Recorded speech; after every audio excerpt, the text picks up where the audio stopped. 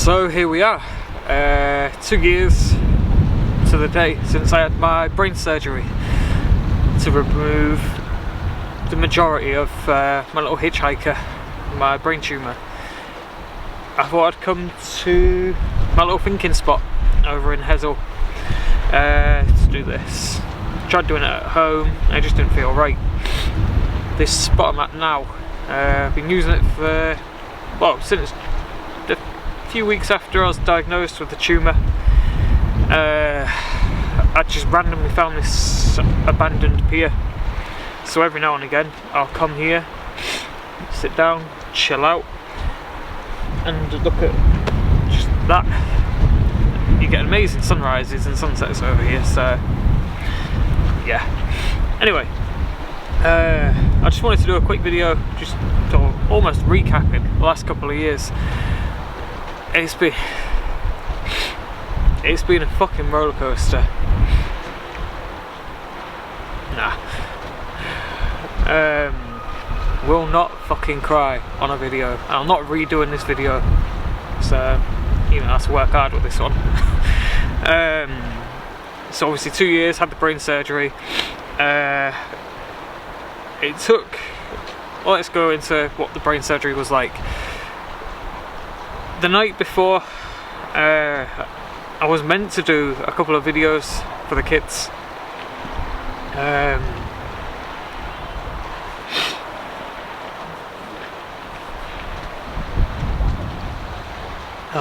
Fucking hell. I was meant to do a couple of videos for the kids, you know, in case something goes wrong with the surgery. There's a lot of this could happen but it probably won't, that could happen but it probably won't, that you get in the weeks running up to the surgery. So I thought I'll do a couple of videos just in case shit does hit the fan.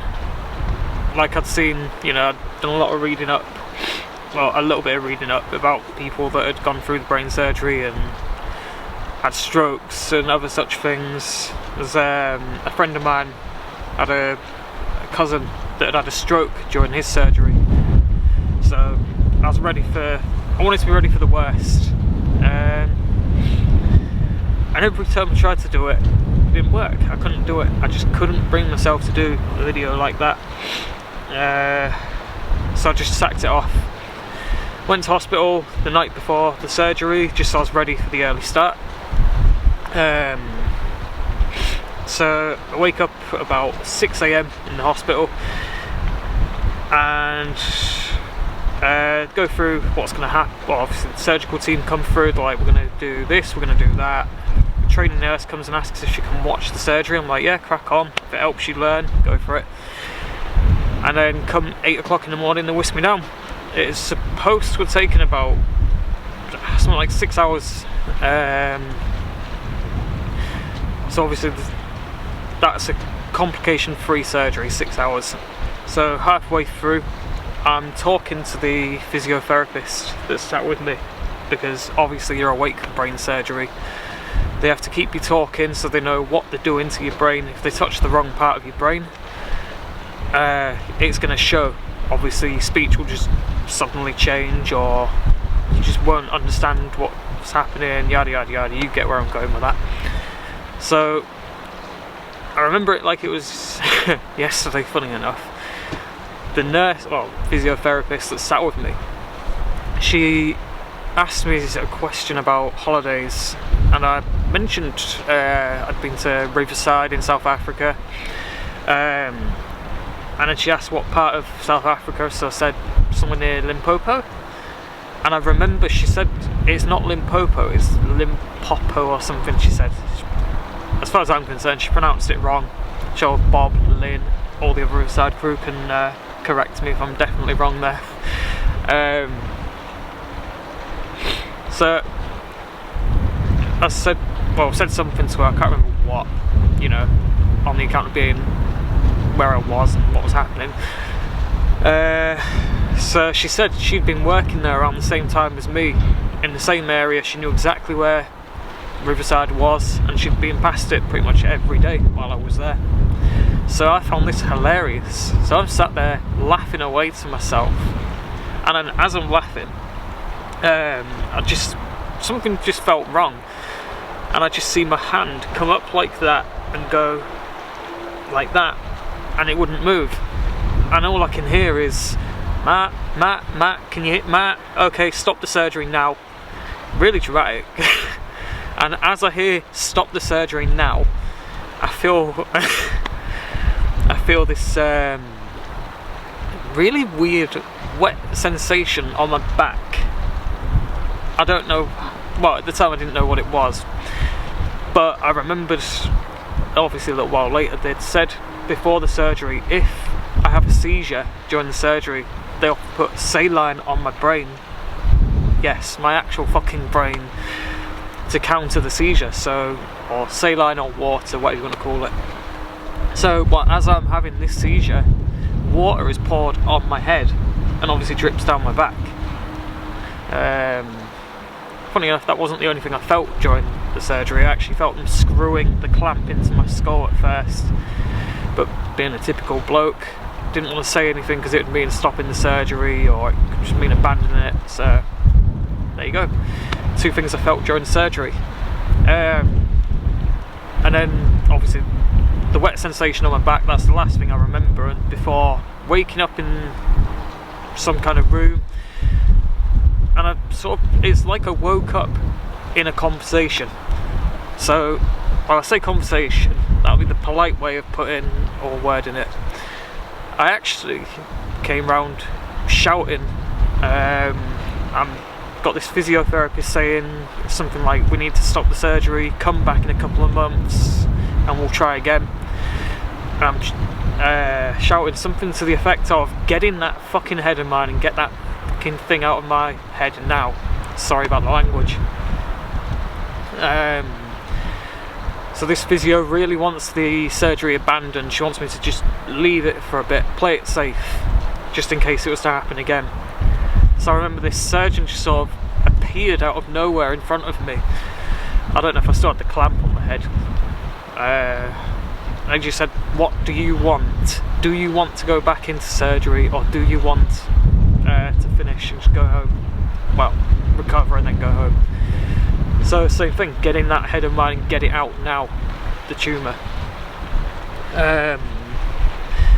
So obviously sent me back in, finished the job off. Next thing, I'm in the ICU. Slowly come round to what I genuinely, to this day, well, obviously not to this day, but freaking out, I'm losing track of my speech here. I come round slowly, thinking, oh my god, Philip Schofield is stood next to me. So one of the nursing staff, male obviously, genuinely sounded like Philip Schofield. Obviously you guys from out of the UK won't have a clue what I'm on about, but yeah, that's hilarious to me at the time. And this guy's talking about bloody penguins and polar bears. So I come round after brain surgery thinking I've got Philip Schofield stood next to me talking about polar bears and penguins. Bizarre. Just, you know, something to make you laugh. Or just think I'm waffling on, which I am. Apologies. So I get whisked from the ICU back upstairs to an extremely agitated family, friends. This surgery that should have finished around 2 didn't finish completely until something ridiculous like 7, 8 o'clock. Obviously because Mr. Awkward here having a seizure during the surgery. And I was high as a kite on morphine, so I didn't really pay much attention to it, but I realised I couldn't really move my left arm. It was, I mean, if you look at some of the videos I might share post-surgery that night, you'll see my arm's white as a sheet. But obviously because I was high on morphine, the videos that you can see are of me laughing, trying to use my phone and take pictures and do stupid shit like the big fish little fish dance, for instance. You know what? I will share that video. I'll show you guys the video, give you a good fucking laugh. Anyway, the next day, obviously I start to realise what's going on, and I realise I can't move my left arm, and now the realisation of what that means starts to kick in. My the left side of my face had completely dropped. I couldn't move my left arm. Both my legs were weak as fuck anyway.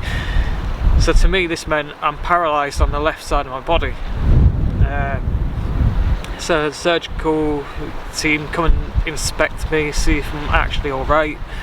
And I said, I can't move the left side of my body at the moment. Is it permanent? Is this paralysis, or is it just some kind of side effect for the next day kind of thing? And they said they don't know. They'll have to wait and see. I felt like a complete punch in the gut. Understatement of the century right there. So the first thought that pops in my head is, how the fuck am I going to give my kids a cuddle if I can't move the left side of my body? I wasn't worried about anything else. It was just being able to give my kids a cuddle. That's all I wanted. In fact, that's all I needed.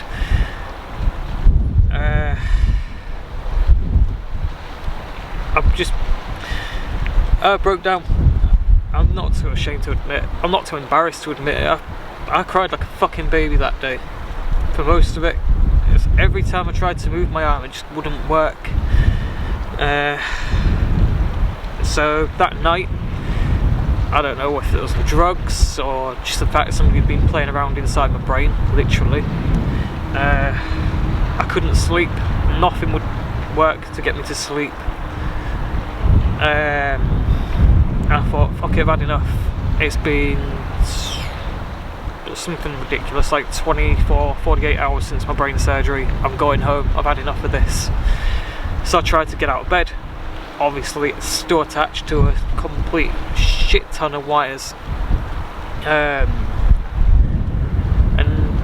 the only way I can describe this is a bit like Forrest Gump, where you see Lieutenant Dan fall down out of bed. Obviously the difference is he had no legs. I did. My legs just didn't work. None of them worked. So instead of climbing out of bed and doing this dramatic escape, sneaking past the nurse's station, I fell out of bed. One of the wires had come out of my arm during my little failed escape attempt. So my arm is just pouring with blood. Literally pouring with blood. I don't know if I was on blood thinners or what. But I didn't realise until I was on the floor and could feel something wet all across my arm and my side. So I have a quick look, I'm like, oh fuck, there's blood everywhere. So I was trying to look at the nurse's station, I'm like, hello, help, help, but I can't talk, so it's more of a, it's like I'm whispering essentially. Eventually one of the nurses see me, come over, give me the, what the fuck are you doing? Long story short, didn't get to escape that night. Looked a complete twat in the process and made a good old mess of the sheets with blood, just to be clear. Nothing else. So the next few days, absolutely crazy. Go through the recovery process. Yeah, by the end of the week, I got a small amount of strength back in my left side. Managed to convince the doctors to let me out, let me go home. And that's where things started to go completely fucking wrong. So 2 weeks after the surgery, I went back to work, begging to go back, literally begging them to let me go start work again. Obviously that didn't work, and that was stupid. My main concern was money. I thought, well, I had 3 more months left on sick leave that I could take on full pay, but after that 3 months I'd go on to statutory sick pay, which isn't enough to cover my rent, if anything. I was volunteering with a homeless charity, which made sense because I was obviously working for a homeless hostel. within 3 weeks of the brain surgery, I'd managed to do a couple of outreach days looking for rough sleepers, trying to find homeless people to help support, and redecorate a young family's house. They'd just moved into the house, had nothing, house was bare, needed decorating, so I jumped in and helped with that. So in my eyes, I was fit enough to work, I was ready. After 3 months of that, you know, doing the volunteering and still not being allowed to go back to work, I got a letter from work saying I was being moved to SSP, statutory sick pay. Essentially, that in my mind was, we're going to stop paying you money, you're going to be without a job, because obviously SSP is for about a year without that place. That just sent me over the edge. I spent an entire day. The next day, I found 3 different doctors that all refused to give me any kind of note, a fit note to go back to work. My oncologist refused to give me a fit note to go back, and a couple of secretaries I tried convincing also refused. So nothing was working. So in my mind, I can't go back to work, I'm not good enough, and now I'm going to have no money, I'm going to lose my house, I'm going to lose absolutely fucking everything. And obviously at this point I didn't have my dog, so I'm literally on my own. So one night I'm sat in bed, I realise I've got something ridiculous like 700 quid to my name to pay, 400 quid rent, like all my bills basically added up to about £1,000, including rent. So I thought, fuck this, I've had enough, I can't cope, I'm going to off myself tonight. But before I off myself, I'm going to write a shitty status calling you all out, as in work and the particular doctors that refuse to help me. I'm going to call these guys out for what they are, assholes. I was wrong, but... So that's what I did, and still don't regret it, but work obviously decided to look at that as, you know, you called us an arsehole on Facebook. Well, I think the exact line was, Riverside are a set of arseholes for not letting me go back to work, something like that. So because of that, I was ostracised from work when I did eventually get to go back. When I say I was genuinely hated, I genuinely mean hated. Because of that one status, everybody decided that I was a prick. You know, these guys, close friends, people that had been really supportive before the surgery, and that spiralled. You imagine going to work, obviously I didn't know I had a brain injury at the time, I didn't think this was a brain injury, so I was going to work on a daily, being ignored, down at, and then thinking I'm going to be sacked because I was under investigation for the Facebook thing, yada yada yada. Anyway, got past that, let's move forward to something happier. You know, I did my 2 Tough Mudders that I set out to do, raised about 500 quid for the homeless charity. Things started to look up for a little bit, and then everything fucked up with work once again. People seem to think if I would forget to do something at work, like, I mean genuinely forget, no excuses, just that's how it was, because my memory absolutely sucks at the moment. I mean, I can't remember what I've been talking about for the last 19 minutes, fucking hell. But yeah, my memory just went.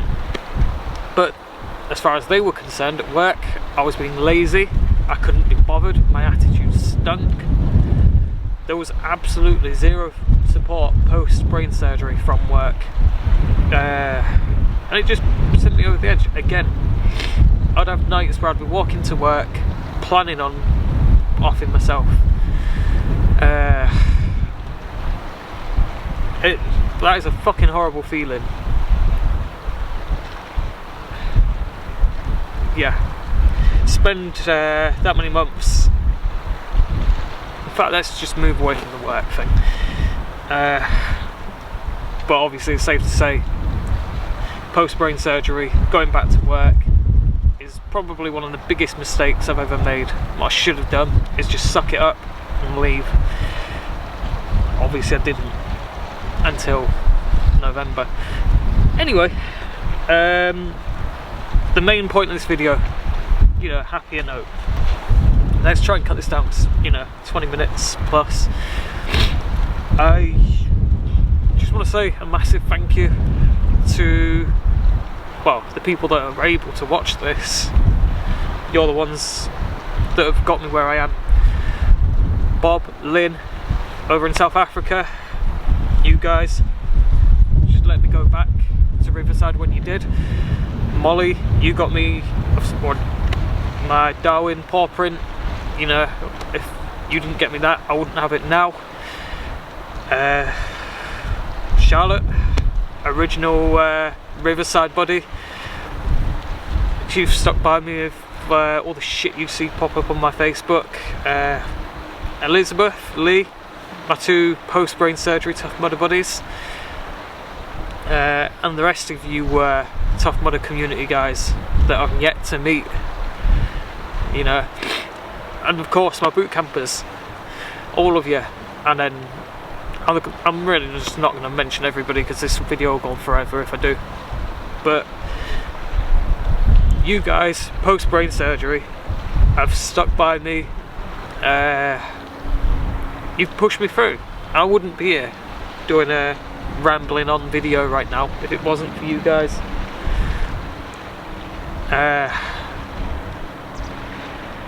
So before I end up getting emotional and looking like a complete tool, I'm going to leave it there. I'm going to make this a regular thing, I think, at some point when I get round to it, providing this mic has actually picked me talking up and I haven't been waffling on mute or something.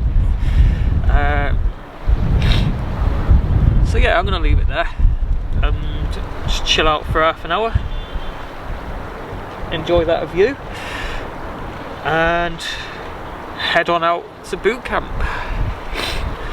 Cheers for watching this far, guys. Love you all.